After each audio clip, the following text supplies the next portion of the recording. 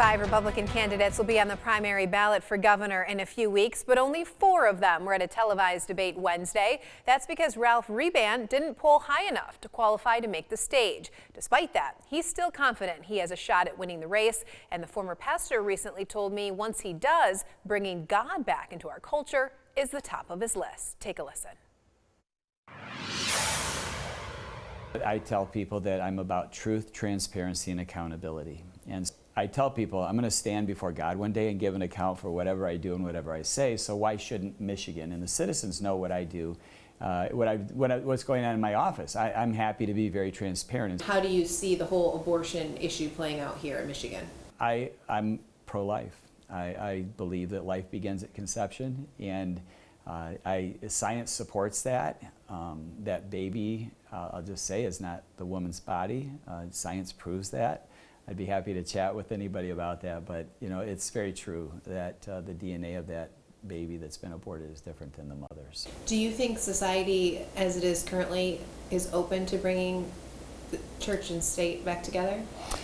That's a good question. When we talk about bringing it back together, I would say that we do have a First Amendment, so there is a distinction. I completely get that, and it's my faith that gives me the right to say to someone, as a citizen of Michigan, you don't have to follow any religion. If you want to follow a religion, it's not mine, that's okay too. I mean, we understand that as those who embrace the First Amendment. And so to answer that question, though, I see Michigan all over the state ripe for bringing back our Judeo-Christian principles. And so when it comes to the shooting issue, I'm telling people the reason why we keep passing more laws is because we don't understand what the real problem. The problem is a heart issue. It's a spiritual issue.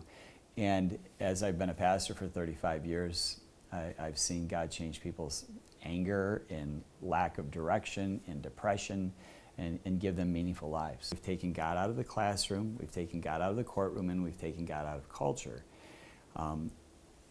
Ethan Crumbley, before he went on the shooting spree, wrote a note, and his note was, "My life is meaningless." So I asked the chiefs, what else would we expect when we tell people they're the product of meaningless molecules bumping together billions of years ago? So do you feel like this is something you're being called to at the moment? I do. I would not have stepped away from 35 years at our church. Having planted it and then doing what I'm doing, I would not have stepped away from it unless I thought it was a calling.